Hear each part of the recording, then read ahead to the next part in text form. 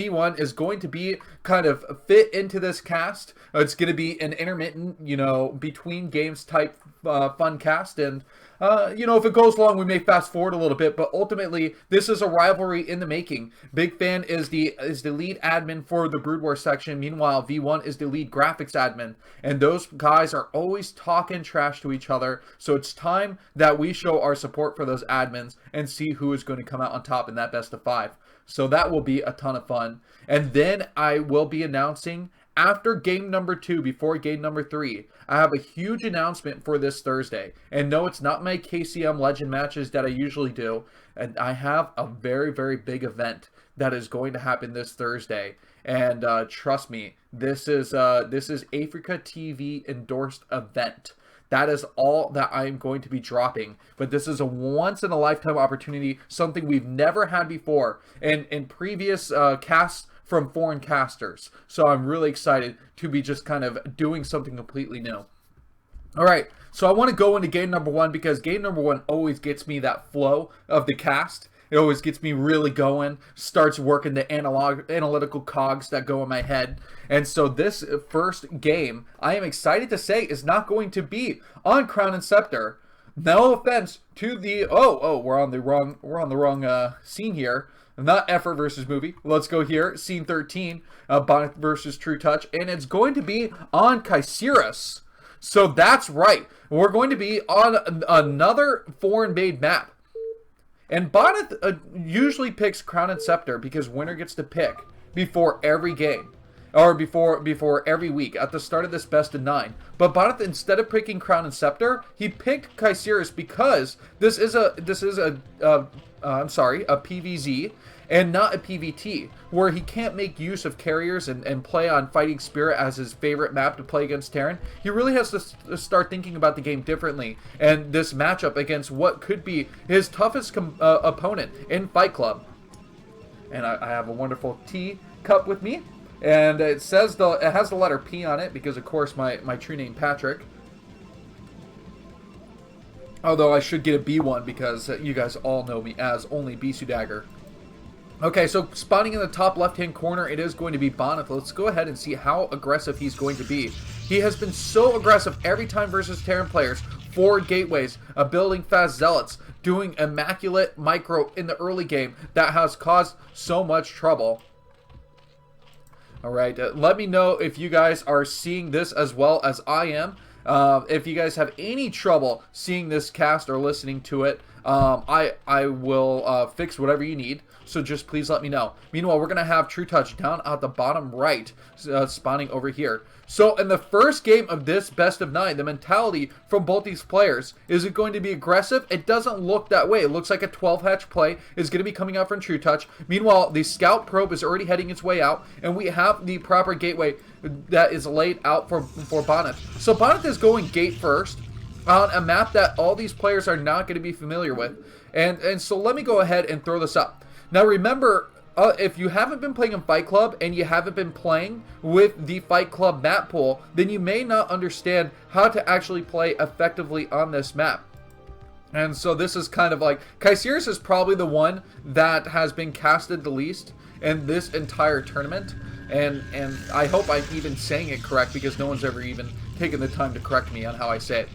Anyway, so there is a drone that's heading up towards the top right, just to kind of scout out on the map. Meanwhile, the 12 hatch has been completed. Let's look inside. The spawning pole is down, and I'm sure shortly after we will see the gas. We want to keep an eye on the zealot count. This is the most important thing. Is Bonyth going to harness that movie style opening where it's one gateway and you can get a couple zealots out and be aggressive? Now I can see right away there's already a probe in here, and this probe is just going to try and be aggressive, taking a few hits itself while trying to get off some damage on top of an initial drone.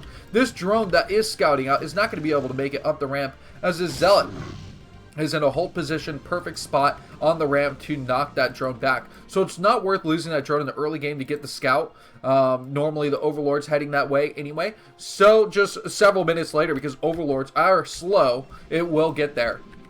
And you know, there's this weird meta that I saw recently where Protoss actually got the Cybernetics core, and then the whole purpose of getting the Cybernetics core was to get some early Dragoons and do a Zealot Dragoon timing. But I just don't believe that that isn't an effective. Who was it? Was that Rain that did that against Sulky just this past weekend, where he went for some weird Zealot Dragoon combo, and it just doesn't work early in the game? You know, these Dragoons can be annoying, especially if you find the Scouting Overlord. You can pick off that Scouting Overlord if it doesn't find shelter very quickly. You know, one of those high ground spots that you wouldn't be able to scout. Now you can see here the robotics facility is going to get scouted out pretty quickly. So that's going to be an interesting thing to note when Trutacz finally does get over to that location. Meanwhile, this first Dragoon is going to be making it towards the front. This probe has been scouting the entire time. You see it hasn't even taken health damage. And those Zerglings are now going to start jumping on top of that worker. Speed is nearing halfway done. I wouldn't imagine Trutacz skipping the speed upgrade in the early game, knowing how important it is to deal with speed Zerglings against the type of micro that Bonyth would have. Now, Bonyth retreats back home. Meanwhile, his first shuttle is going to be coming out. And what does he have? The robotic support bay up at the top left will be the follow-up. So it's definitely going to be Reaver play. It's going to be super greedy Reaver play off one base. And it's going to be almost kind of an all-in-ish type play, where if this Reaver isn't effective, if Trutacz is able to deny this Reaver damage, then Bonyth will be very far behind by not having that natural nexus. And yes, anybody who's coming in, this is going to be game number 1 for you. It's Bonyth versus Trutacz in this best of 9, and they have only just begun. Blood has not been drawn yet. There's quite a bit of Zerglings out here. 10 Zerglings in total. I like to see 10 Zerglings, maybe even 12, with speed control the battlefield. With that speed upgrade has finished, so they can be very aggressive. And then this is going to be speed Hydras following up.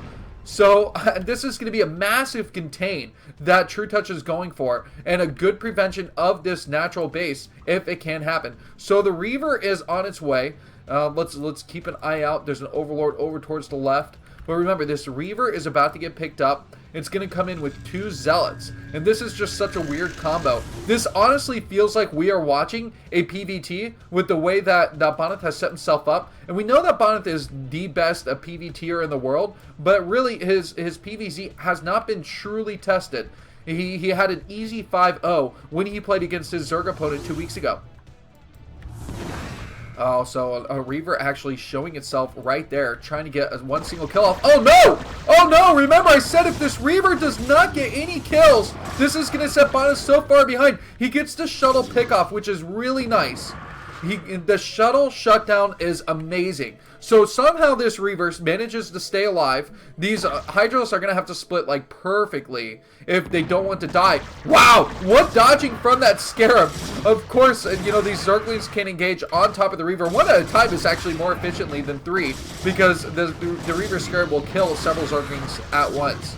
So the Reaver trying to die as gracefully as it can does eventually get picked off, and Bonyth does Trutacz does a great job of dealing with that Reaver drop play. And I guess Bonyth is probably kicking himself for giving himself such an obvious route of his shuttle. So this is really aggressive. We can see 2 hatcheries at the natural base. So this is 3 hatch Hydra. Totally, completely 3 hatch Hydra. Range is going to be finished up soon. And 3 hatch Hydra can be very, very effective. As long as you don't die off to these Reavers. This is going to be the most important unit for Bonyth as he tries to defend here. Trutacz has the timing though. He is going to engage. He's going to engage right through to the Reaver, trying to pick it off. But remember, I told you that Reaver is the hero. The Scarabs are going to do so much damage. So the shuttle lifts up the Reaver, and the Reaver actually micros back and kills so many more Hydralisks that this defense is absurd. So if another Reaver can come out, which remember, this Reaver is now going to have to crawl its way over to the ramp because the shuttle got picked off. Trutacz played that really smart. He knows that he's going to be coming in here with the next round of units, and these units are going to apply so much pressure and just dive in straight for the Reaver. And so now this is huge. Bonyth has just given up a huge amount of ground. He knows, Trutacz knows that another Reaver most likely was going to pop out. The Reaver hasn't had time to build up its Scarabs, and so it may die just because it doesn't have anything to fire. Wow, this game is getting really, really intense. So close. And can this Reaver make it out in time? Is Trutacz going to pull back the lever Oh, there looks like there's a drone misrally. There's a misrally of drones, and Trutacz is probably really upset not being familiar with this map, that he allowed so many drones to just escape themselves out in the map. So he's taking a mineral only. He's not taking a gas third expansion. So let's just keep note of that. I'm guessing that Trutacz is going to have to go Zergling heavy to really compensate for the lack of gas and being able to make gas units. In the meantime, we're still sitting at Lair. Zerg Spire is going to be coming up. And where is the Corsair threat? Is there going to be Corsair play? So the Protoss Stargate has come down along with the timing of the Spire. I think the Spire is actually in like a really, really good spot right now for Trutacz. He's reading this out really well. And he'll have his Scourge ready and prepared once a Corsair has been queued up and made from this building. Meanwhile, the Citadel of Adun going to be coming down. It's going to be really important that Bonyth starts to work his transition towards High Templar tech. It's going to be tough because he's so late on getting High Templars with energy. And that's where Reavers will actually have to prove themselves useful, as they have to carry Bonyth into the mid stages of the game. Where is that additional Reaver? Oh! Did we just miss it? We just missed it. I'm sorry. Now we got the Reaver down here. Oh my god. So how many kills? 13. Wow. How many drones are left? 16 drones? Oh my god. I did not expect him to move that Reaver. Oh, Bonyth, you're so fast. You're so fast. All right, this is why game one is supposed to warm me up. What a lot of drones getting picked off there. So a lot of drones are going to have to be remade to deal with this. Now remember that Trutacz was drone light anyway, because he went for that 3-hatch Hydra play. And that's not a very economical play. You usually don't have a lot of workers. And while that Reaver looked like it had a lot of kills, the devastating damage, it may not be there just because he's gotten such a late natural. This third base is up for Trutacz, and he's droning super hard behind it. Plus, he stopped that Reaver play. So I think that ultimately Trutacz has made up that worker count and just great strides here, and managed to just recoup any sort of disadvantage that he was in. All right. So this Reaver is going to be able to defend along with these several cannons. Remember, I was talking about that High Templar play. No High Templar yet, purely because this is going to be double Corsair. And that's why we have the +1 upgrade on the way too. Meanwhile, what is Zerg going for here? What is the follow-up? There's no mutas. Are there going to be mutas? Yes, there are. So several mutas are going to be popping out from these eggs, which is why it's always good to check out the eggs. And just a moment here, we'll see how many mutas will spawn out and how committed is Trutacz going to be. Bonyth, I gotta give him the game at this point, just because he's taken his natural base and he's got a lot of Corsairs. He's got 5 Corsairs already built up. He's ferrying. Oh, he's ferrying this probe over here, which is, I believe, at an island base location that's islanded off from these temples here. So that's really nice too. So on top of that, 6 Corsairs. And what is it going to combat against? 7 Mutalisks? The trades are really still going to be in Trutacz or Bonyth's favor because he did get that +1. These mutas can be really annoying. If the Corsairs don't get over here, there could be a quick cancel on this Nexus. Alright, let's keep an eye on this. So the Hydras are going to go and apply pressure probably towards the natural base. Meanwhile, that's so many mutas that are coming in here. Now the Nexus has a lot of health. It's been built up for quite a while. And these Corsairs do have the opportunity to come over. Have they been baited though? It looks like maybe Trutacz was trying to set up a trap here where the Hydralisk could have been on the high ground and the Mutalisk could have dragged the Corsairs into a bad location. This is a DT that's coming out though, and this is going to be ever so important as we watch and make sure that this DT does not sneak away any damage without us seeing it. Okay, so this is a fleet of Corsairs. It's up to 10 now, and they can engage very quickly on top of this Mutalisk flock. But what they do, most importantly, is they identified that there are a ton of lurkers out in play. Oh, here come the Mutas. The Mutas along with the Hydralisk. Will they be able to kill off these Corsairs quickly enough? The Corsairs are clearly on the hunt. Trutacz is baiting these Corsairs into such damage located positions on the map. I mean, this is a really, really bad spot for Bonyth, and Bonyth was playing a little bit impatient here. as he tried to chase those Mutos around, or most importantly, he could kill off Overlords very, very quickly. Now, Trutacz is going to have to keep track of that. Remember, his Overlords got killed off very, very quickly. 3 more should die right here, and now just 2 food away from being supply blocked. Oh, these lurkers over here are going to start working on the temple at the same time. So very important, Bonyth is going to be eliminating all the Overlords. Meanwhile, these lurkers will be working their way towards carving away the temple and getting rid of that 3rd base. Trutacz has got to work towards a 4th. So he's got a gas space up here. It's well wide open, which is also going to be tough. So let's go ahead and spot check. I don't see a DT inside the base, but those Corsairs are definitely floating around, trying to pick off what they can. And there's still a massive deficit in Overlords, down to 38. Oh, this could be just a checkmate type play with all these Corsairs. But Trutacz, he's not going to give up. He's going to move in with these lurkers and attempt to take out this base. This base should be defended. There haven't been any units shown by Bonyth that show he can defend this base. So it looks like it's going to get killed off, and he's just going to have to accept that. Meanwhile, we look at home. You've got a string of Zealots, a couple Reavers, but not much of an army. How can Trutacz have an army?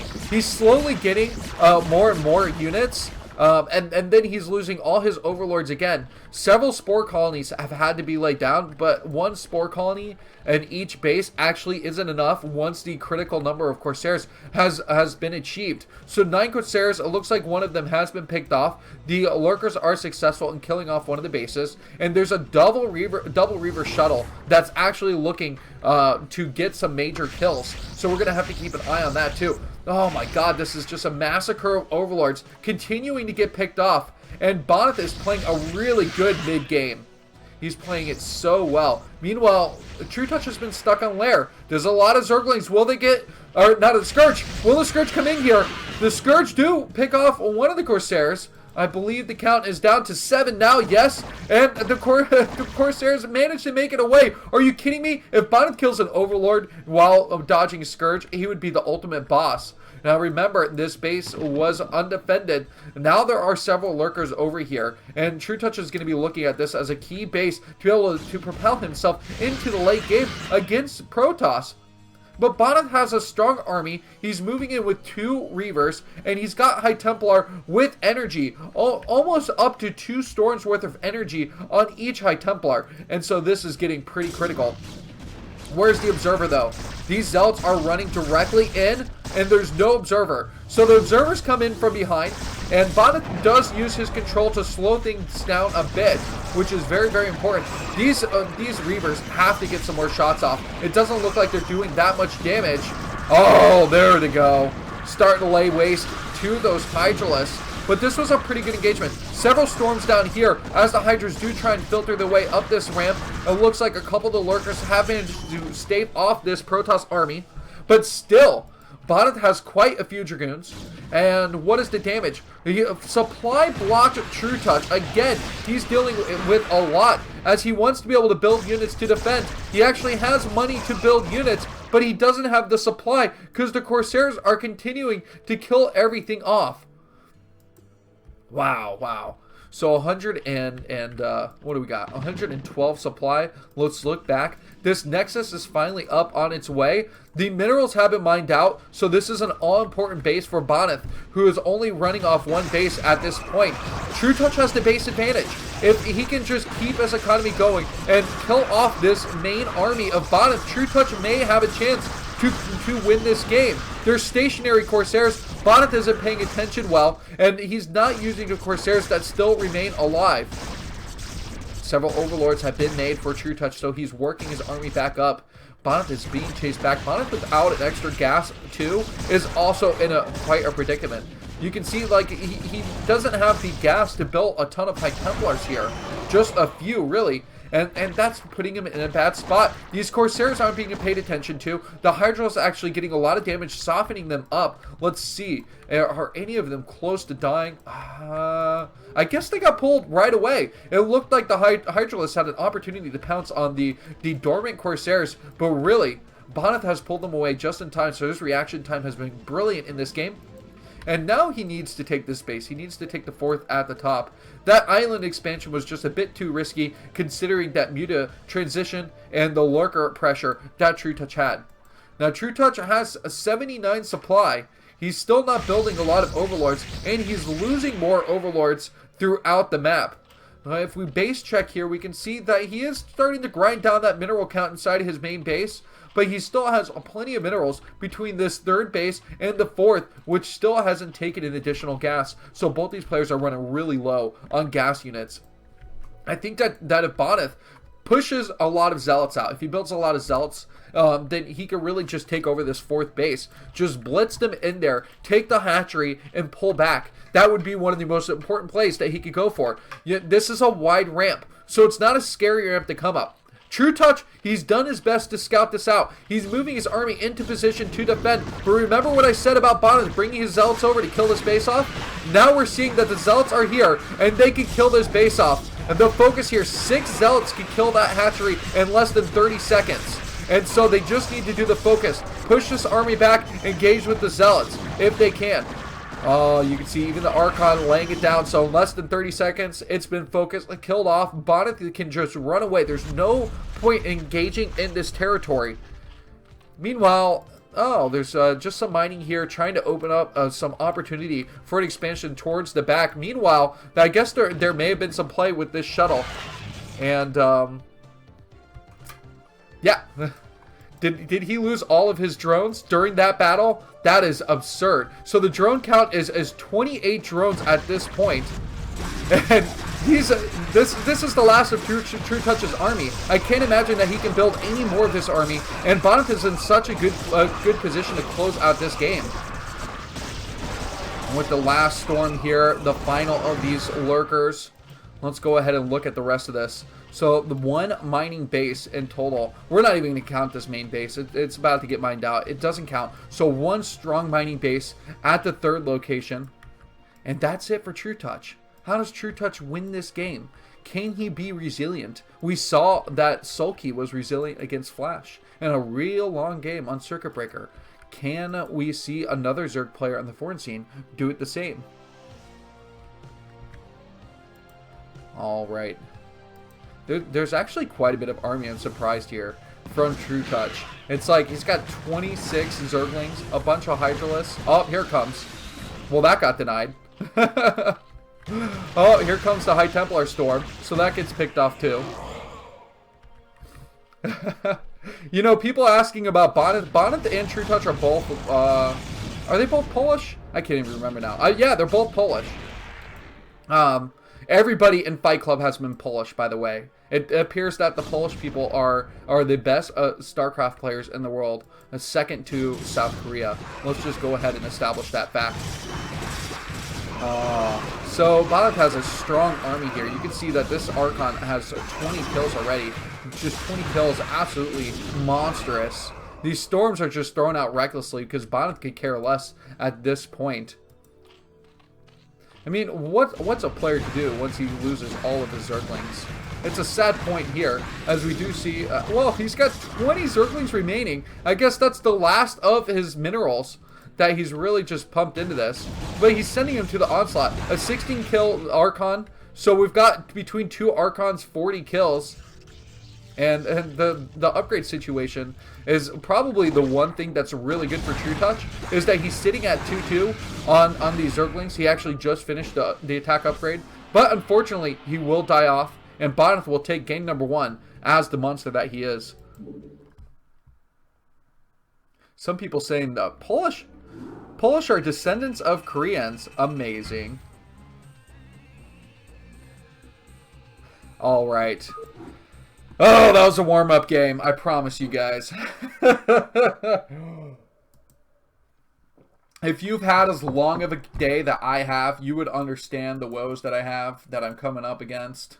All right. Let's go ahead and learn a fact about Trutacz.